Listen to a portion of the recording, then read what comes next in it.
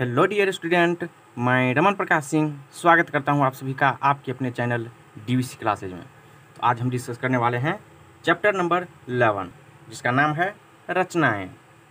ये रहा chapter number 11 और इसका एक्सरसाइज 11.1 हम डिस्कस करने वाले हैं। तो इसका क्वेश्चन नंबर फर्स्ट देखते हैं। यहाँ लिखा हुआ है निम्न में से प्रत्येक के लिए रचना का औचित्य भी दीजिए, यानी कंस्ट्रक्शन करना है और उसका जस्टिफिकेशन भी देना है। चलिए क्वेश्चन नंबर फर्स्ट, 7.6 सेंटीमीटर लंबा एक रेखाखंड खींचिए और इसे 5:8 अनुपात में विभाजित कीजिए। दोनों भागों को मापिए। सबसे पहले मुझे क्या करना है, 7.6 सेंटीमीटर लंबा एक रेखाखंड खींचना है और इसे 5:8 में डिवाइड करना है। फिर क्या करना है, दोनों भागों को मेजर करना है। तो चलिए देखते हैं क्वेश्चन नंबर फर्स्ट।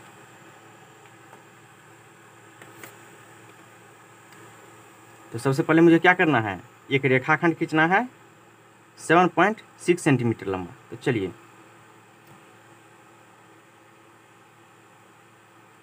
जीरो से शुरू करके चलते हैं। यहाँ ये हो गया 7 सेंटीमीटर और ये 7.5 हो गया और इससे देखिए यहाँ 6 है छोटा सा, ये हो गया 7.6।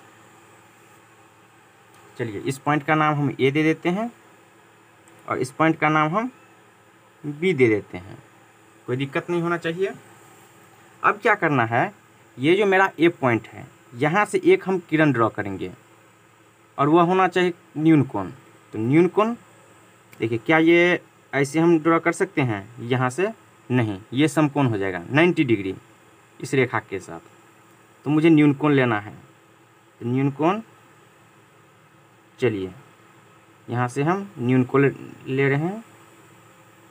चलिए ये मेरा किरण हो गया। अब क्या करना है, यहाँ देखिए 5:8, 5 + 8 कितना होता है 13। चलिए 5 + 8 बराबर 13। अब मुझे क्या करना है, ये जो मेरा किरण है, चलिए यहाँ हम इसको x बोल देते हैं। ये जो किरण है ax, इसको मुझे 13 पार्ट में डिवाइड करना है। तो ये मेरा डिवाइडर हुआ। चलिए इतना बड़ा हम ले लेते हैं। चलिए थोड़ा सा और बोला। अब मुझे क्या करना है, इसको 13 पार्ट में डिवाइड करना है। चलिए ये ए पॉइंट से यहाँ आर्क हम ड्रॉ कर दिए, कट कर दिए। चलिए यहाँ से फिर आगे इसको छोटा बड़ा नहीं करना है, जितना बार पहले बार में लेना है उसी तरह से यहाँ भी आगे बढ़ते चलना है, छोटा बड़ा इसको नहीं करना है। तो ये 2 हो गया, ये 3, 4, 5, 6, 7, 8, 9, 10, 11, 12 और ये 13। चलिए 13 कट हो गया है। इसका हम नाम दे देते हैं, इसको हम A1 बोल देते हैं, A2, A3, A4, A5, A6, A7, A8, A9, A10, A11, A12 और ये लास्ट वाला A13। अब क्या करना है, देखिए ये लास्ट पॉइंट और यहाँ का लास्ट पॉइंट कौन सा है, B। अब इस दोनों को हम ज्वाइन कर देते हैं। तो चलिए इसको हम ज्वाइन कर देते हैं।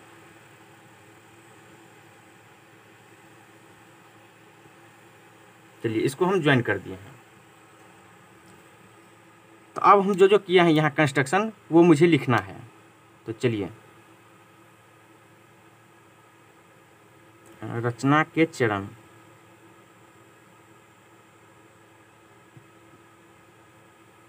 Steps of construction. चलिए फर्स्ट हम क्या किए हैं, एक रेखाखंड लिए हैं कितना 7.6 सेंटीमीटर लंबा। चलिए हम लिख देते हैं यहाँ 7.6 सेंटीमीटर। चलिए एक रेखाखंड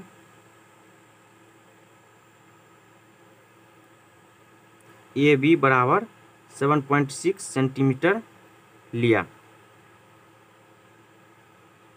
चलिए सेकंड पॉइंट, यहाँ से AX हम एक किरण लिए हुए हैं। चलिए एक AX किरण लिया जो बिंदु ए के साथ कितना एंगल, न्यून कोण, बिंदु ए के साथ न्यून कोण बनाती है। ठीक, चलिए थर्ड पॉइंट, इसको हम क्या किए हैं, ए एक्स को 13 पार्ट में डिवाइड किए हैं। तो चलिए इसको लिख देते हैं, ए एक्स किरण पे यानी रे 13 यानी 5 + 8 बराबर 13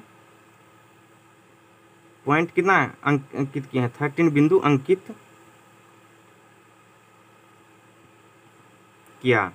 कौन कौन सा पॉइंट, तो चलिए लिख देते हैं A1 A2 A3 A4 dot dot कहाँ तक, A13 फोर्थ पॉइंट। अब यहाँ A1 बराबर A1 A2 बराबर A2 A3, यहाँ क्या है, सारा डिस्टेंस इक्वल है। तो चलिए ये लिख देते हैं, A1 is equal to A1 A2 is equal to A2 A3, इसी तरह से क्या A12 A13 इक्वल। चलिए आपस में क्या है, इक्वल है सभी डिस्टेंस।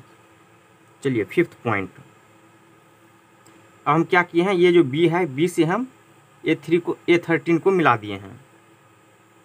चलिए बिंदु B से A13 को मिलाया, जो कुछ हम किए हैं वही हम लिख ले रहे हैं।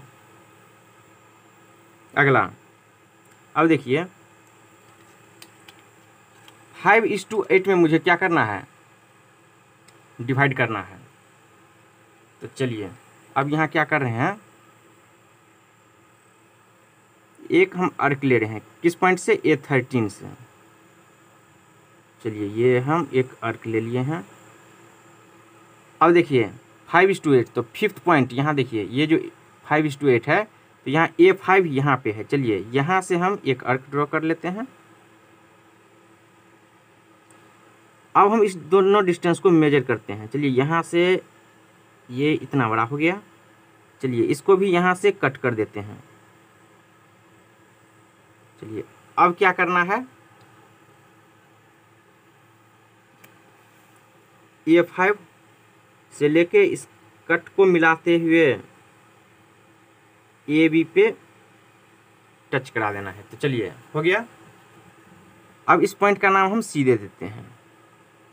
ठीक है, कोई दिक्कत नहीं। देखिए सबसे पहले हम यहाँ से अर्क डाले हैं, फिर A5 से अर्क डाले हैं, इसको मेजर किए, फिर यहाँ से इसको कट मार दिए हैं। तो इस कट को और ये पॉइंट को दोनों को ज्वाइन करते हुए आगे बढ़ा दिए हैं। तो ये AB पे यहाँ टच कर दिया है, तो इस पॉइंट का नाम हम C दे दिए हैं। तो अब देखिए 5:8, 8 बड़ा है, यहाँ देख लीजिए 5:8, 5 छोटा 8 बड़ा। तो यहाँ देखिए ये रेखाखंड में ये बड़ा है ये छोटा है, तो इसका मतलब क्या, ये डिवाइड हो गया है 5:8 में। चलिए अब यहाँ अगला पॉइंट हम लिख देते हैं। देखिए BA13 जो है यहाँ पे, इसके पैरेलल में हम कौन सा लाइन ड्रॉ किए हैं, CA5। तो चलिए इसको लिख देते हैं, BA13 के समांतर A5C लिया, जो रेखाखंड AB पे C बिंदु पर मिला। चलिए अगला पॉइंट, अब क्या हुआ, ये 5:8 में डिवाइड हो गया है। तो लिख देते हैं इस प्रकार,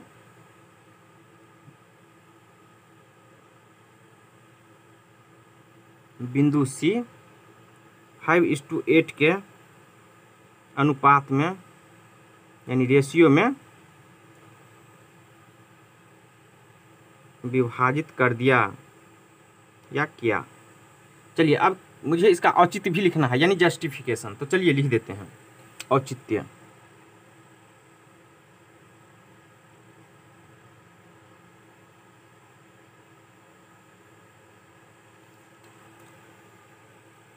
अब यहाँ दो ट्रायंगल बन रहा है, देखिए एक ट्रायंगल ये, एक ट्रायंगल ये। कौन कौन सा, A13 और B, और एक A5 सी। तो चलिए इस दोनों ट्रायंगल में देखते हैं। ट्रायंगल A13B और ट्रायंगल A5C में देखिए ये लाइन इस लाइन का क्या हुआ, पैरेलल। तो चलिए चूंकि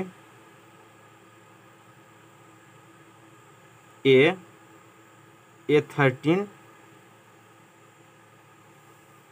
सॉरी यहाँ से कौन सा पैरेलल हुआ, BA13। चलिए BA13,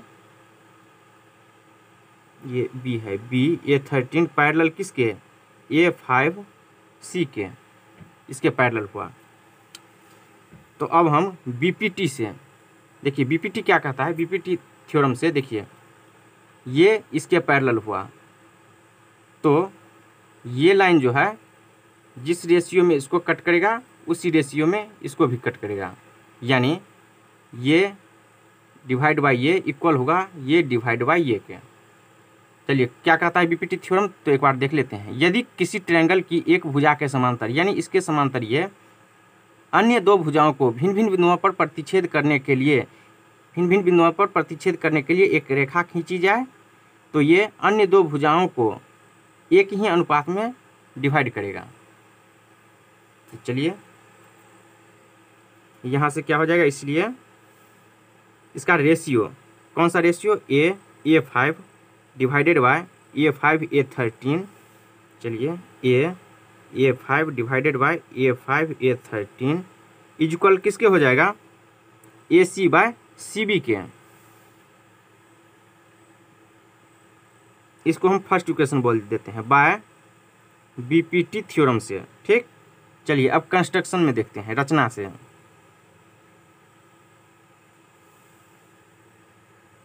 रचना से क्या देख रहे हैं, देखिए A5 डिवाइडेड बाय A5A13 और ये 5:8 में डिवाइड कर रहा है, तो 5 डिवाइडेड बाय 8। तो चलिए यहाँ लिख देते हैं A5 divided by A5A13 equal to 5/8। रचना से इसको हम सेकेंड इक्वेशन बोल देते हैं। अब समीकरण 1 और समीकरण 2 से देखिए LHS इक्वल है या नहीं, तो क्या हो जाएगा, LHS इक्वल है तो RHS इक्वल, तो यहाँ से AC divided by CB equal to 5/8 लिख देते हैं। यह दिखाता है कि ये जो मेरा पॉइंट है कौन सा, बिंदु C AB को 5:8 में विभाजित किया।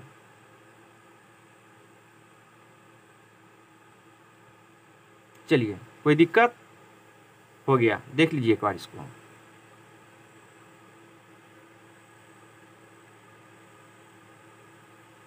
तो क्वेश्चन नंबर फर्स्ट कंप्लीट हो गया। अब चलते हैं क्वेश्चन नंबर सेकंड पे। क्वेश्चन नंबर 1 कंप्लीट हो गया, तो अब चलते हैं आगे क्वेश्चन नंबर 2 पे। तो ये रहा क्वेश्चन नंबर 2। 4 सेंटीमीटर, 5 सेंटीमीटर और 6 सेंटीमीटर भुजाओं वाले एक त्रिभुज की रचना कीजिए और इसके समरूप एक अन्य त्रिभुज की रचना कीजिए जिसकी भुजाएं दिए हुए त्रिभुज की संगत भुजाओं की 2/3 गुनी हो।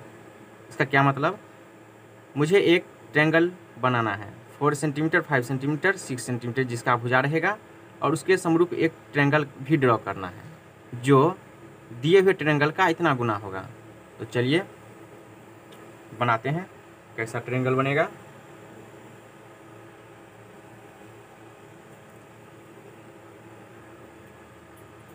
देखिए 4 सेंटीमीटर, 5 सेंटीमीटर, 6 सेंटीमीटर भुजा का ट्रायंगल बनाना है, तो सबसे पहले हम 6 सेंटीमीटर का ले लेते हैं। तो चलिए ये रहा मेरा स्केल, 6 सेंटीमीटर का लेते हैं भुजा।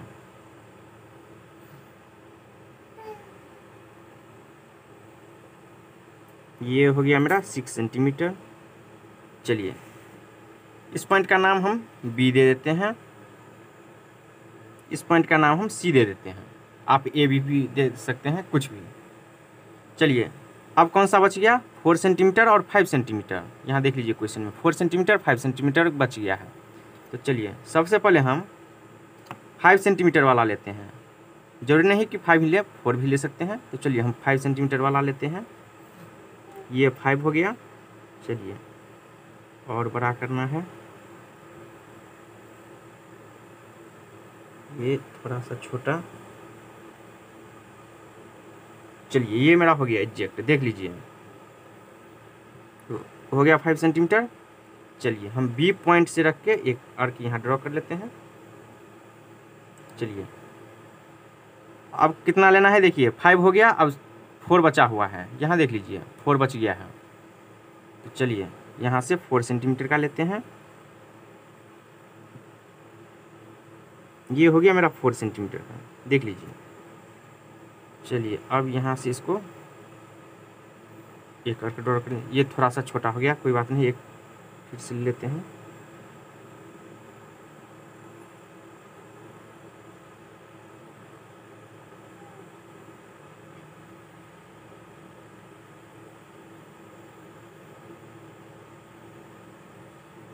चलिए ये कट मेरा हो गया है। अब क्या करना है, ये जो मेरा पॉइंट बन रहा है दोनों का कट पॉइंट, इसको बी से और सी से ज्वाइन कर देना है। चलिए इसको हम यहाँ से मिला देते हैं और फिर इस पॉइंट को सी से ज्वाइन कर देते हैं। चलिए अब हम इस पॉइंट का नाम ए दे देते हैं। ये मेरा था 6 सेंटीमीटर का, ये मेरा था 5 सेंटीमीटर का और ये मेरा 4 सेंटीमीटर। तो चलिए अब क्या करना है, जैसे क्वेश्चन नंबर 1 में हम इस पॉइंट से एक किरण डाले थे, ऐसे ही इस क्वेश्चन में भी बी पॉइंट से एक किरण डाल ले रहे हैं जो न्यून कोण होगा। तो चलिए एक हम किरण डाल देते हैं न्यून कोण। लेकिन अब इसको हम कितना पार्ट में डिवाइड करेंगे, देखिए ये क्वेश्चन में दिया हुआ है, यहाँ है 2/3, ठीक है ना। तो यहाँ देखिए डिनोमिनेटर में कितना है 3, तो बड़ा है ये, तो ये जो है डिनोमिनेटर वाला इतना पार्ट में हम डिवाइड करेंगे, यानी 3 पार्ट में इसको डिवाइड करेंगे। तो चलिए इस किरण को हम 3 पार्ट में डिवाइड करने जा रहे हैं। यहाँ से 1 हो गया, ये 1 कट, 2 और ये मेरा 3 हो गया। चलिए इस पॉइंट का हम नाम दे देते हैं B1, B2 और ये B3। अब क्या करना है, ये जो मेरा लास्ट वाला है B3, इसको हम C पॉइंट से ज्वाइन कर देते हैं। लास्ट वाला ये पॉइंट है, तो चलिए इसको ज्वाइन कर देते हैं। हो गया। अब क्या करना है, तो देखिए 2/3 है, यानी ये मेरा 3rd पॉइंट है। अब ये 2, ये 2nd हुआ। तो चलिए यहाँ हम एक आर्क बनाते हैं।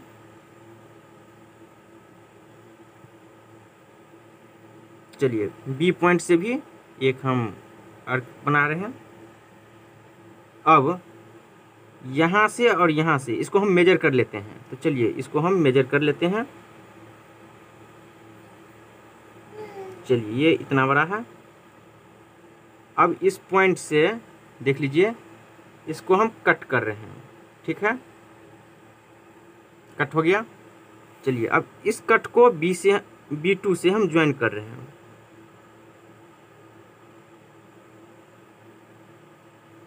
चलिए हम यहाँ से इसको ज्वाइन कर दिए हैं। अब ये दोनों मेरा पैरेलल हो गया है, ठीक। इस पॉइंट का नाम हम दे देते हैं C'। ये C रहा, इसको हम C' दे दिए हैं। चलिए अब क्या कर रहा है, 2/3 गुनी होना चाहिए ट्रायंगल। तो ट्रायंगल मेरा ये है, ठीक है ना। अभी ये किरण हुआ है, तो अब मुझे इसको डिवाइड करना है, 2/3 होना चाहिए।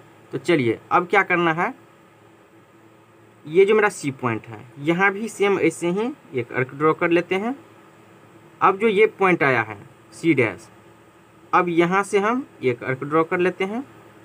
फिर यहाँ से इसको हम मेजर कर रहे हैं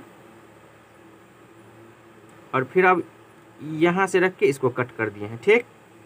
अब जो ये मेरा C' है, ये और इस कट को दोनों को हम ज्वाइन कर रहे हैं। चलिए दोनों को मिला दिए। अब ये मेरा 2/3 गुना हो गया है, यानी 2/3, 2 में 3 से डिवाइड कीजिए तो क्या हो जाएगा, छोटा होगा या नहीं 1 से। तो यहाँ देखिए इस ट्रायंगल से ये छोटा हो गया, यानी 2/3 गुना हो गया। इस पॉइंट का नाम हम दे देते हैं ए डैश। तो चलिए अब जो कुछ किए हैं वो लिख देते हैं। चलिए,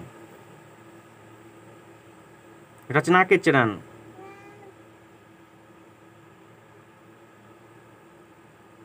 स्टेप्स ऑफ कंस्ट्रक्शन।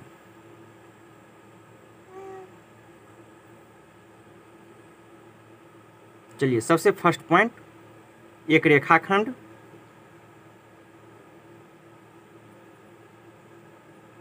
BC लिया, BC बराबर कितना 6 सेंटीमीटर लिया, ठीक है।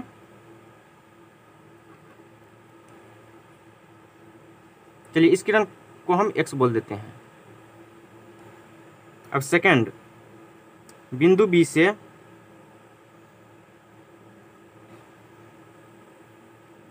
यहाँ से कितना सेंटीमीटर का आर्क लिए हैं, देख लीजिए 5 सेंटीमीटर और C से 4 सेंटीमीटर।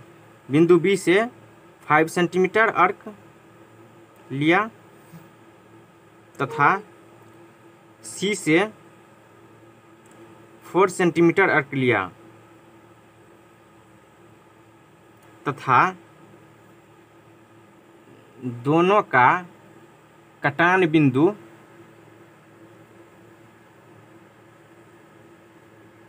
क्या है, पॉइंट A से बिंदु B और C को मिलाया। चलिए थर्ड पॉइंट, बिंदु B के नीचे यानी B के नीचे बिंदु B से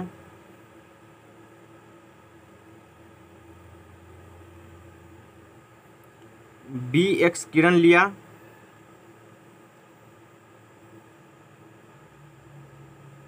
जो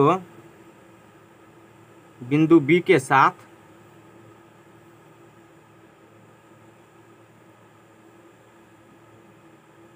न्यून कोण बनाती है।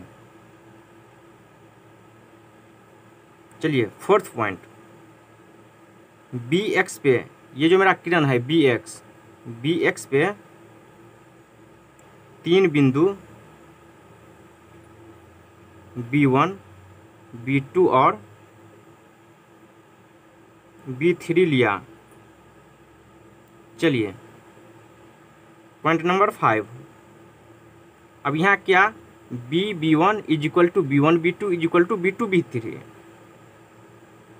यहाँ B1 is equal to B1 B2 is equal to B2 B3 है।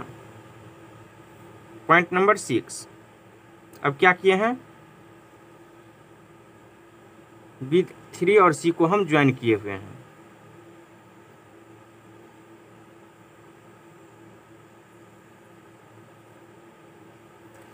सेवन पॉइंट, देखिए B2 से, इस पॉइंट से B3C के समांतर एक हम रेखा ड्रॉ किए हैं।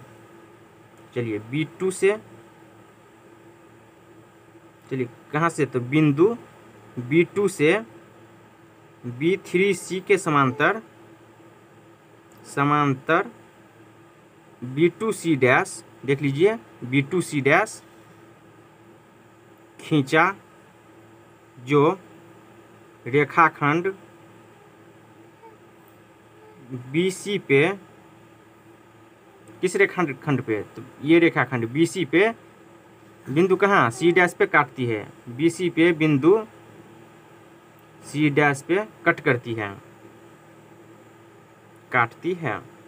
चलिए पॉइंट नंबर 8, अब इसी प्रकार हम क्या किए हैं, बिंदु C डैश से CA के समांतर C डैश A डैश खींचा जो कहाँ पे, BA पे पॉइंट कहाँ पे, A डैश पे कट करती है। तो चलिए इसको भी लिख देते हैं इसी प्रकार,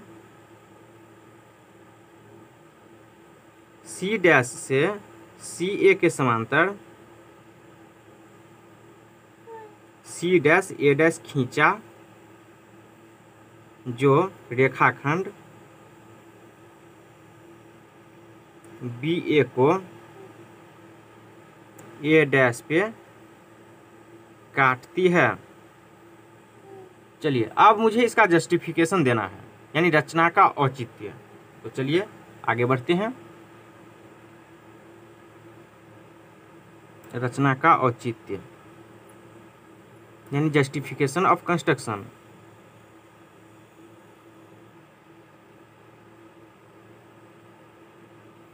इसका मुझे जस्टिफिकेशन देना है। तो चलिए यहाँ देखिए, ट्रायंगल बी ए डैश सी में, यहाँ देखिए B A dash C dash, और एक ट्रायंगल कौन सा है, बी ए सी। ये छोटा वाला ट्रायंगल, ये बड़ा वाला ट्रायंगल। तो चलिए इस ट्रायंगल में लिख देते हैं triangle B A dash C dash और ट्रायंगल बी ए सी में। चलिए अब इस ट्रायंगल में देखते हैं। देखिए ये बड़ा वाला ट्रायंगल हुआ और ये छोटा वाला ट्रायंगल। तो ये पॉइंट क्या है, दोनों में कॉमन है, यानी इस ट्रायंगल के लिए भी और इस ट्रायंगल के लिए ये कॉमन है दोनों में। ठीक, अब देखिए ये सी और सी डैश, जितना ये एंगल होगा उतना ही ये होगा। क्यों? क्योंकि देखिए इस रेखाखंड पे ये दोनों लाइन पैरेलल है, तो ये एंगल क्या हो जाएगा, दोनों इक्वल। तो यहाँ दो एंगल सिमिलर, यानी ये इसके इक्वल, ये दोनों में कॉमन है, तो एंगल से क्या हो जाएगा, ये दोनों सिमिलर हो जाएगा। तो चलिए कौन कौन सा एंगल इक्वल हुआ, angle B is equal to angle B, ये क्या है, दोनों में कॉमन है, दोनों में क्या है, कॉमन। चलिए अब angle C is equal to angle C dash, या angle C dash is equal to angle C, ये क्या है, इक्वल होगा। तो चलिए अब इसीलिए एंगल क्राइटेरिया से क्या हो जाएगा, ये ट्रायंगल दोनों सिमिलर हो जाएगा। तो चलिए लिख देते हैं triangle B A dash C similar हो जाएगा किसके, ट्रायंगल बी ए सी के। और जैसे ही सिमिलर हुआ तो साइड करस्पॉन्डिंग साइड का रेशियो क्या हो जाएगा, इक्वल। तो अब यहाँ से B A dash divided by B A, इसी तरह से क्या हो जाएगा, बी यहाँ से, अब चलिए ए डैश, ये A dash C dash divided by A C, और इसी तरह से B C dash divided by B C. तो चलिए ये लाइन हम लिख देते हैं यहाँ से, देख लीजिए इसमें ये ट्रायंगल, फिर से बता देते हैं, बी ए डैश, यहाँ से देखिए B A dash divided by B A, B कौन सा, C dash divided by B C, फिर A dash C dash divided by A C. चलिए ये लाइन हम लिख देते हैं यहाँ से। जैसे ही सिमिलर हुआ तो साइड का ratio equal, B A dash divided by B A is equal to A dash C dash divided by A C is equal to B C dash divided by B C. इसको हम first equation बोल देते हैं। चलिए आगे continue करते हैं। अब कौन सा ट्रायंगल, ये नीचे वाला में देखते हैं, इस ट्रायंगल में। अब यहाँ भी देखिए इस ट्रायंगल के लिए ये भी क्या हो जाएगा, कॉमन, ये कॉमन हुआ। अब देखिए ये एंगल इक्वल हो गया, क्योंकि इस लाइन पे ये दोनों पैरेलल है, तो ये एंगल इक्वल होगा। तो एंगल क्राइटेरिया से क्या हो जाएगा, ये जो बड़ा वाला ट्रायंगल है ये, और ये छोटा वाला ट्रायंगल दोनों सिमिलर हो जाएगा। तो चलिए अब triangle B two C dash और ट्रायंगल बी थ्री सी में angle B is equal to angle B, ये क्या हो जाएगा, कॉमन, दोनों में उभयनिष्ठ है, ठीक है। और angle B two is equal to angle B three, तो इसीलिए एंगल क्राइटेरिया से क्या हो जाएगा, दोनों ट्रायंगल सिमिलर, तो ट्रायंगल B2C' सिमिलर हो जाएगा ट्रायंगल B3C के। तो अब क्या हो जाएगा, करस्पॉन्डिंग साइड का रेशियो इक्वल, तो यहाँ से B2 डिवाइडेड बाय B3, तो चलिए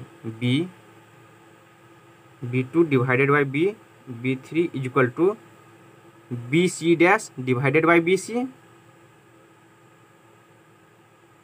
इज इक्वल टू 2/3। ये क्या है, इसका 2/3 गुना, तो चलिए लिख देते हैं इज इक्वल टू 2/3, इसको हम सेकेंड इक्वेशन बोल देते हैं। चलिए अब ये रहा फर्स्ट इक्वेशन और ये रहा सेकेंड इक्वेशन, देख लीजिए। यहाँ देखिए BC' डिवाइडेड बाई BC और यहाँ भी क्या है BC' डिवाइडेड बाई BC, तो ये देखिए ये इसके इक्वल, ये इसके इक्वल, और यहाँ भी ये इसके इक्वल और ये इसके इक्वल। इसका मतलब क्या, ये दोनों इक्वल है, तो ये वाला पार्ट ये इसके इक्वल हो जाएगा, जी जरूर हो जाएगा। तो यहाँ लिख देते हैं इक्वेशन यानी समीकरण 1 और समीकरण 2 से, यहाँ से BA' divided by BA is equal to A'(C' divided by AC is equal to BC' divided by BC is equal to 2/3 गुना, और ये मेरा क्वेश्चन सॉल्व हो गया। चलिए देख लीजिए एक बार इसको ऊपर से।